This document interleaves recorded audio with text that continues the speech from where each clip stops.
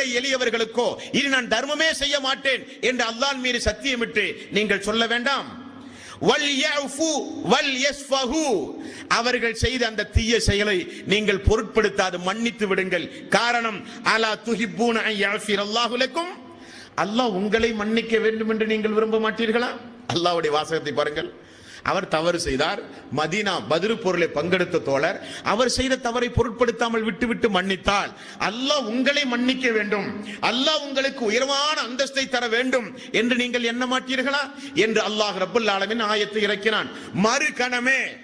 மறு நிமிடமே தன்னுடைய நிலையை மாற்றி தனது மகளின் மீது அவதூறு சொன்ன மிஸ்தக் அவர்களுக்கு மீண்டும் மீண்டும் மாறி கொடுத்த ஒரு கொடைவள்ளல் அபூபக்கர் சித்திக் ரலியல்லாஹு அன்ஹு அவர்கள். நடக்குமான் பாதசோர்கள் எங்காவது எந்த ஒரு வரலாற்றிலாவது இப்படிப்பட்ட ஒரு சம்பவத்தை பார்க்க முடியுமா? இப்படி இருக்கிறார்கள் அபூபக்கர் சித்திக் அவர்கள். ரசூலுல்லாஹி ஸல்லல்லாஹு அலைஹி வஸல்லம் ஒரு நாள் நோய்வாய்ப்பட்டு மக்களுக்கு எப்பொழுதாவது உரை நிகழ்த்துகிற அளவுக்கு அவருடைய சூழ்நிலை மாறியது. ரொம்ப முக்கியத்துவம் வாய்ந்த உரை.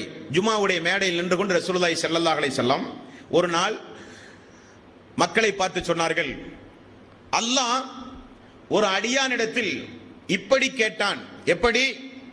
அல்லாஹ்வின் புறத்தில் இருக்கிற மறுமையில் இருக்கிற அந்த சொர்க்கம் வேண்டுமா, அல்லது இந்த உலகத்தில் அல்லாஹ்வுடைய வளங்கள் உண்டுமே செல்வங்கள், அது வேண்டுமா? அல்லாஹ் தரப்போகிறான். இப்பொழுது அல்லாஹ் இப்பொழுது தரப்போகிறான். மக்காவில் பட்ட கஷ்டம், மதீனாவிலே பட்ட கஷ்டம், சொல்லனா துன்பம் எல்லாம் நீங்கி மிகப்பெரிய ஒரு செல்வத்தை அல்லாஹ் கொடுக்க போகிறான். அப்ப அல்லாஹ் கேட்டான். என்ன கேட்கிறான்? ஒரு அடியானிடத்தில் உனக்கு உலகத்திலே இருக்கிற வளங்கள், சொத்துகள், சுகங்கள் வேண்டுமா, அல்லது மறுமையில் இருக்கிற சொர்க்கம் வேண்டுமா என்று அல்லாஹ் கேட்டான். அந்த அடியார் மறுமையில் இருக்கிற அந்த சொர்க்கத்தை முடிவு செய்து விட்டார் என்று ரசூலுல்லாஹி ஸல்லல்லாஹு அலைஹி வஸல்லம் அவர்கள் பேசுகிறார் மக்களிடத்தில். எல்லா சஹாபாக்களும் உண்டு, மார்க்க ஞானம் படைத்த சஹாபாக்கள் எல்லாம் உண்டு. அபூபக்கர் சித்திக் அவர்கள் மட்டும் சட்டென எழுந்தார்கள் அந்த சபையில இருந்து. யா ரசூலல்லாஹ், அல்லாஹ்வுடைய ரசூலே, என்னுடைய தாய், என்னுடைய தந்தை, என்னுடைய மனைவி, என்னுடைய மக்கள், என்னுடைய பொருளாதாரம், என்னுடைய உலகத்தில் என்னுடைய உயிர் அனைத்தையும் உங்களுக்கு தருகிறேன் யா ரசூலல்லாஹ், எங்களை விட்டு நீங்கள் பிரிந்து விடாதீர்கள். சஹாபாக்களுக்கெல்லாம் ஒன்றுமே புரியவில்லை. இந்த வயது முறிந்த மூத்தறிஞர் என்ன சொல்கிறார்?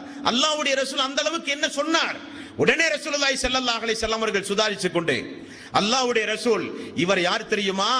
இந்த உலகத்தில் இந்த மார்க்கத்திற்காக எல்லோரும் என்னை பொய் பேசுகிறவர் என்று சொல்லும் பொழுது தனியாக நின்று இவர் அல்லாஹ்வுடைய ரசூல் என்று சொன்னவர் என்று ரசூலுல்லாஹி ஸல்லல்லாஹு அலைஹி வஸல்லம் அவர்கள் சொன்னார்கள்.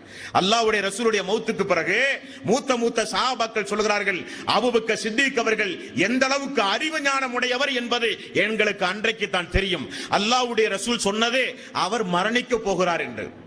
அல்லாஹ்வுடைய ரசூல் சொன்னது அவர் மரணிக்க போகிற முன்னறிவிப்பை செய்த உரை அது.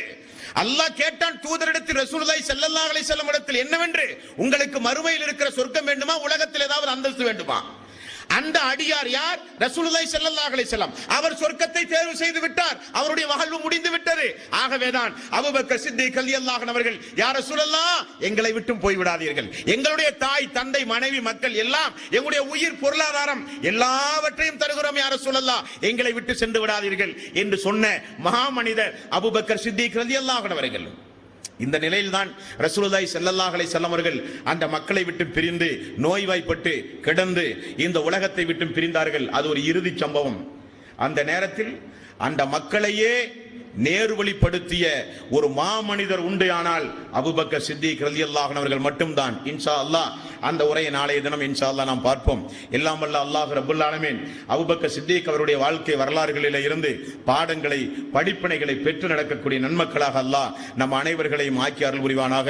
வாஹிரு தவானா அல்ஹம்துலில்லாஹி ரப்பில் ஆலமீன். சுப்ஹானக்கல்லாஹும்ம வ பிஹம்திக அஷ்ஹது அல்லா இலாஹா இல்லா அன்த அஸ்தக்ஃபிருக வ அத்தூபு இலைக்.